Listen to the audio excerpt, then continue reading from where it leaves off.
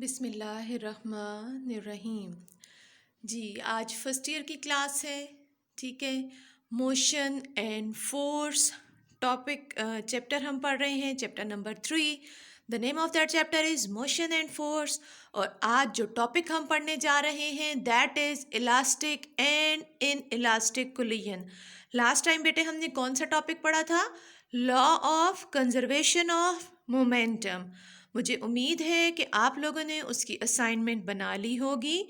आज मैं आपको नया टॉपिक स्टार्ट करवाने जा रही हूँ, that is elastic and inelastic collision. यहाँ पे आपको नज़र आ रहा है the topic number is 3.8 topic number है आपकी बुक में at page number 60। Open your books at page number 60 now with the lecture. Then you can see, you will learn that what I am going to teach you.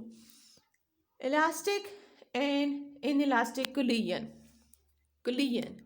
First of all collision का word हमने क्योंकि एक नया word introduce करवाया है इसलिए पहले इसको डिफाइन करेंगे। व्हेन टू और more than two bodies come very close to each other such that an interaction between them takes place with or without presence of external force, we say that collision has taken place between the bodies. ठीक है।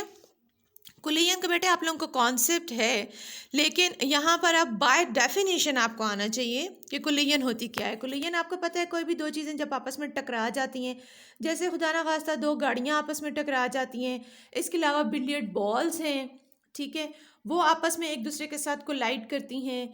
तो कोई भी दो चीज़ें जब आपस में एक दूसरे के इतना क्लोज आ जाती हैं कि उनके बीच में एक interaction take place, an interaction takes place between them with और without presence of external force. External force हो सकता है कि उनको पुश कर रही हो जिस वजह से उनके बीच में कोलिजन अकर हो, या उनकी अपनी वेलोसिटीज़ की वजह से कोलिजन हो सकता है। तो this is the definition of collision. Next is head on collision. Head on collision का वर्ड भी आगे आपकी डेरिवेशंस में यूज़ होगा, तो आपको पता होना चाहिए कि हेड ऑन कोलिजन की डेफिनेशन क्या है। If the centers of colliding bodies remain moving along the same straight line, the collision is said to be head-on collision. Let us consider कि आपके पास टू बॉल्स हैं, स्ट्रेट लाइन के along move करती हुई आ रही हैं, ठीक है, उनके बीच में इंटरेक्शन अकर होता है, कोलिजन होती है, उसके बाद भी वो सेम स्ट्रेट लाइन के अलॉन्ग अगर मूव करती रहेंगी तो centers of colliding bodies remain moving along the same straight line. Then the collision is said to be head-on collision. There are two types of collision. One is known as elastic collision and the other is known as inelastic collision. आगे जो next topic है आपका that is elastic collision in one dimension on page number 60। तो हम आगे elastic collision को लेके चलेंगे, लेकिन अभी यहाँ पर हम दोनों टाइप्स को डिफाइन करेंगे। In elastic collision, a collision in which kinetic energy of the system is not conserved is called inelastic collision. इसकी एग्जाम्पल कौन सी है? Collision between two tennis balls. Kinetic energy is lost. Why kinetic energy is lost? Partly due to friction, partly due to conversion of kinetic energy into heat and sound. बेटा अगर tennis की two balls हैं, आपस में collide करेंगी तो जिस velocity से वो आपस में एक दूसरे को अप्रोच करेंगी, जब वो वापस जाएंगी तो आप ऑब्जर्व करेंगे कि उनकी वेलोसिटीज़ अप्रोचिंग वेलोसिटीज़ की निस्बत कम होगी।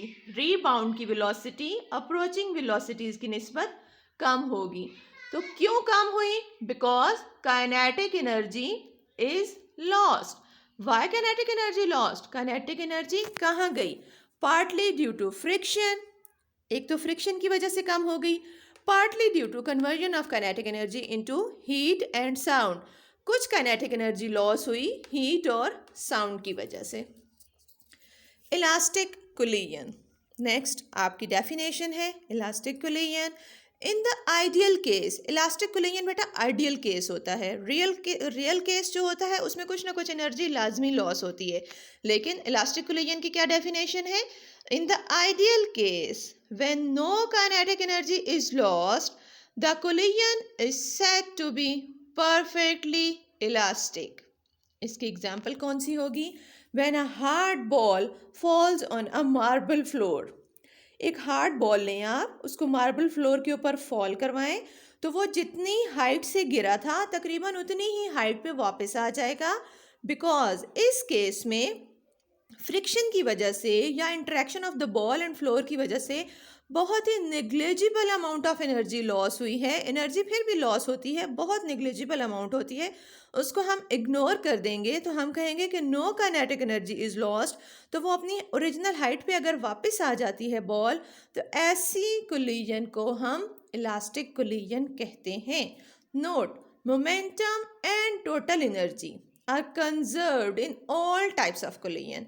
जो भी कोलिजन होगी उसमें मोमेंटम और total energy of the system is always conserved in all types of collision.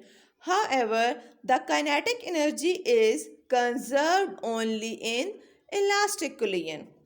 Momentum तो बेटा हर केस में ही कांस्टेंट रहता है, जैसे हमने law of conservation of momentum में भी पढ़ा है, लेकिन काइनेटिक एनर्जी जो है वो सिर्फ इलास्टिक कोलिजन में कंजर्व्ड होती है। इन इलास्टिक कोलिजन में काइनेटिक एनर्जी चेंज हो जाती है। तो आज हमने इस टॉपिक का स्टार्टअप लिया है, कोलिजन्स को हमने एक्सप्लेन किया है, head on collision, inelastic collision और elastic collision, which are two types of collision. तो नेक्स्ट हमारा टॉपिक होगा collision, elastic collision in one dimension. उसमें फिर हम डेरिवेशन करेंगे, वो नेक्स्ट लेक्चर में इंशाल्लाह होगा। इसकी आप असाइनमेंट बना के इसको तैयार कर लें।